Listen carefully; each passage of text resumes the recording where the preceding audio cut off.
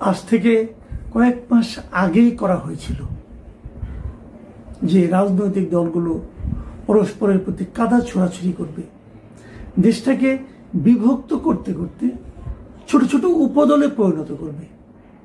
সেই আশঙ্কাটা যেন সত্য হতে চলেছে। আমরা অনেকদিন ধরে লক্ষ্য করছিলাম দু তিনটা পক্ষ হয়ে গিয়েছে, একদিকে বিএনপি, আরেকদিকে জামাত, এনসিপি, ইসলামী আন্দোলন, মাঝখানে সরকার। সরকার যেন খেলা দেখছে, সমস্ত পট সাজিয়ে দিয়ে সেই জন্য খেলা দেখছে। পরস্পরের প্রতি যে এই যে বিক্ষোভ, পরস্পরের প্রতি যে ঘৃণা ছড়ানোর যে রাজনীতি, যেটা আমরা কখনোই দেখতে চাইনি, সেটাই আমাদেরকে দেখতে হচ্ছে। কি বলেছে গত কয়েক মাসে ভাবুন তো আপনারা। ইদানিং যেটা হচ্ছে, বিশেষ করে মিটফোর্ডের ওই সোহাগের হত্যার পরে জাতীয় নাগরিক পার্টি এবং জাতীয়তাবাদী দল বিএনপি, এনসিপি এবং বিএনপি, তারা পরস্পরের বিরুদ্ধে কি কি কথা বলছে, আমি দুই একটা কথা কেবল আপনাদেরকে একটু স্মরণ করে দিতে চাই। শুনলে আপনারা মন খারাপ করবেন, আমরাই মন খারাপ করেছি। কিন্তু বলেছে কি, নাহিদ ইসলাম বিএনপিকে সরাসরি চাঁদাবাজদের দল হিসেবে আখ্যায়িত করেছে। আমরা মাঝে মাঝে বলি যে আপনি আচরি ধর্ম।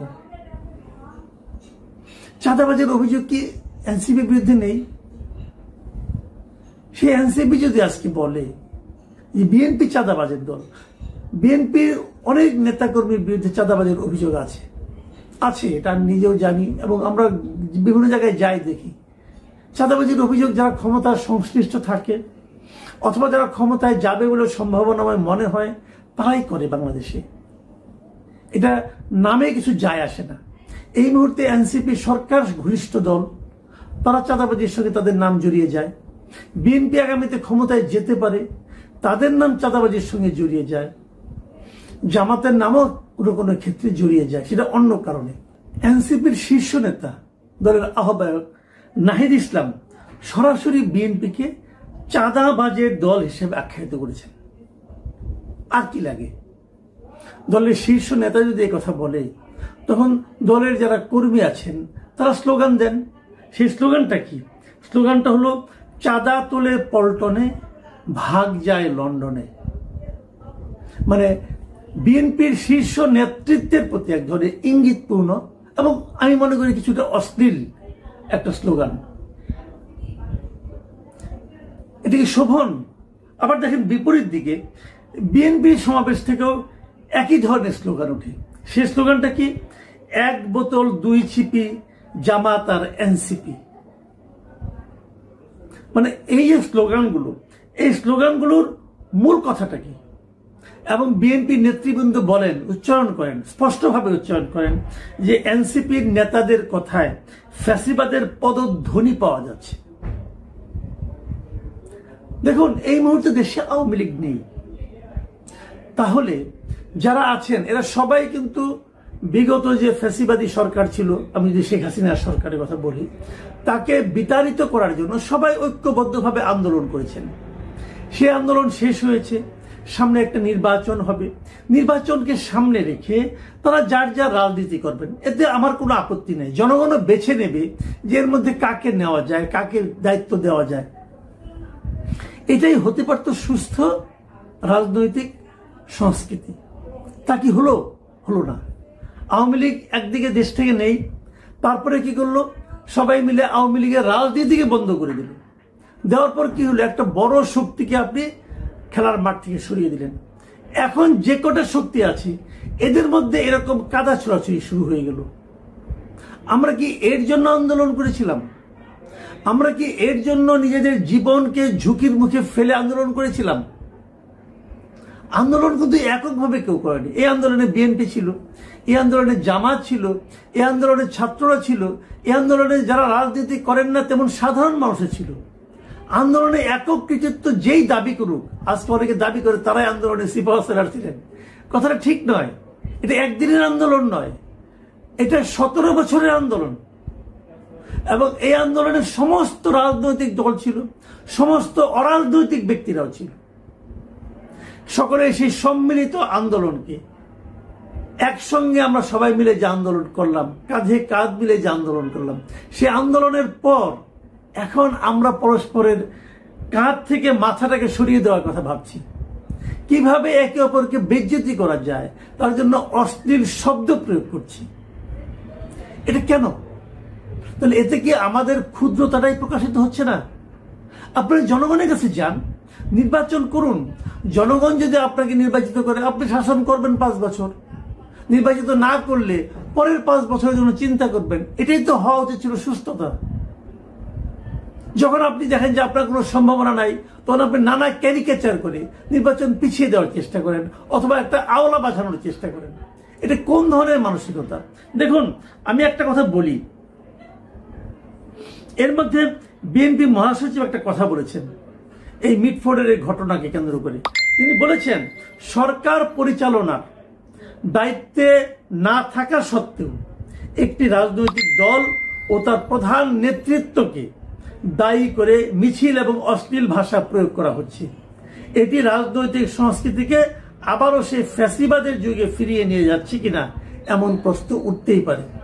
এই কথাটা আমি বললাম একটু আগে, যে বিএনপির নেতৃবৃন্দ বলছেন যে এনসিপির কথাবার্তা ফ্যাসিবাদের যেন ছায়া তারা দেখতে পাচ্ছেন।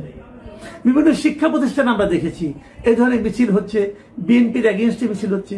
আজকে আবার দেখলাম বিএনপির এই আপনার স্বেচ্ছাসেবক দল তারা শাহবাগ অবরোধ করে বসে আছে এনসিপির এই সমস্ত মানে মাঠ গরম হয়ে যাচ্ছে। পরস্পর পরস্পরের বিরুদ্ধে শক্তি প্রদর্শন করছে, পরস্পর পরস্পরের বিরুদ্ধে অশ্লীল বাক্য প্রয়োগের প্রতিযোগিতা শুরু করে দিয়েছে।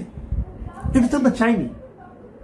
আপনারা খেয়াল করতে পারবেন, বেশি দিন আগে না, গত 25শে ফেব্রুয়ারি জাতীয় শহীদ সেনা দিবস উপলক্ষে রাওয়া ক্লাবের একটা মিটিংয়ে, একটা অনুষ্ঠানে প্রধান মানে সেনাপ্রধান কিছু কথা বলেছিলেন। আপনাদের মনে আছে, এটা নিয়ে অনেক বিতর্ক হয়েছিল। তিনি কি বলেছিলেন আজকের এই বাস্তবতায় আমি সেই কথাগুলো আরেকবার আপনাদেরকে স্মরণ করিয়ে দিতে চাই। তিনি বলেছিলেন, নিজেরা কাদা ছোড়াছুড়ি, মারামারি ও কাটাকাটি করলে দেশ ও জাতির স্বাধীনতা সার্বভৌমত্ব বিপন্ন হবে।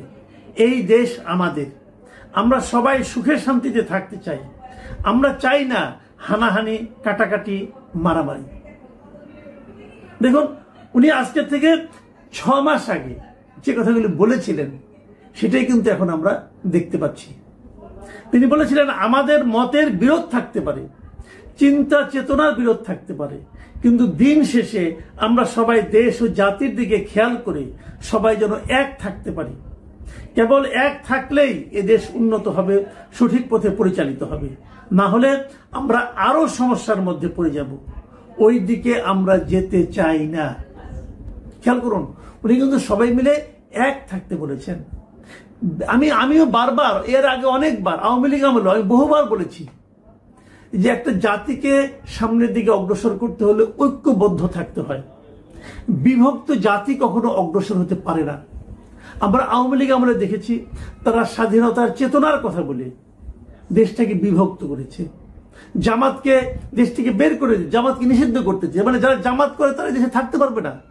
তারা বিএনপিকে সন্ত্রাসী দল হিসেবে আখ্যায়িত করার চেষ্টা করেছে। তার মানে যারা বিএনপি অথবা জামাত করে তাদের জন্য এই দেশে থাকাই চলবে না। আমি বারবার প্রশ্ন করেছি, তাদেরকে আপনি কি করবেন? বঙ্গোপসাগরে ফেলে দেবেন? এটা তো একটা দুইটা লোক না। যে প্রশ্ন তখন করেছি সেই প্রশ্ন এখন উল্টো করে করতে হয়। এখনো একই কাজ চলছে। কে কবে আওয়ামী লীগ করেছে, কে কবে আওয়ামী লীগের লোকের সঙ্গে হেঁটেছে, ঘুরেছে, বেরিয়েছে, তাদেরকে ফ্যাসিবাদের দোষী হিসেবে আখ্যায়িত করা হচ্ছে, মব তৈরি করা হচ্ছে। এইভাবে জাতিকে যদি বিভক্ত করেন আপনারা, দেশটাকে কিভাবে অগ্রসর করবেন? যে বছর আমি হিসাব করে দেখেছিলাম, যেবার আওয়ামী লীগ সবচেয়ে কম ভোট পায়, সেবারও আওয়ামী লীগ 2.25 কোটি ভোট পায়। তো এত লোককে আপনারা কি বঙ্গোপসাগরে ফেলে দেবেন? এইভাবে দেশ অগ্রসর হতে পারবে না। যে কথাটা আজকের থেকে 5 মাস আগে সেনাপ্রধান বলেছিলেন, তিনি বলেছিলেন, আমি আপনাদের সতর্ক করে দিচ্ছি, পরে বলবেন সতর্ক করিনি। এই দেশ আমাদের সবার, আমরা সবাই সুখে শান্তিতে থাকতে চাই। ঠিক একই কথা আমরাও বলতে চাই। আপনি বিএনপি করুন ভাই, কোনো সমস্যা নাই। আপনি এনসিপি করুন, তাও আপনার স্বাধীনতা। আপনি জামাত করুন, তাতেও আমার কোনো আপত্তি নাই। কিন্তু আমাদের জীবনকে দুর্বিষহ করে দেবেন না। আমরা জামাত বুঝি না, আওয়ামী লীগ বুঝি না, বিএনপি বুঝি না, এনসিপি বুঝি না। আমরা বুঝি আমরা সাধারণ মানুষ, আমরা শান্তিতে থাকতে চাই। আপনাদের এই মারামারি হুড়োহুড়ির যে উত্তাপ, সেই উত্তাপ থেকে আমরা মুক্ত থাকতে চাই।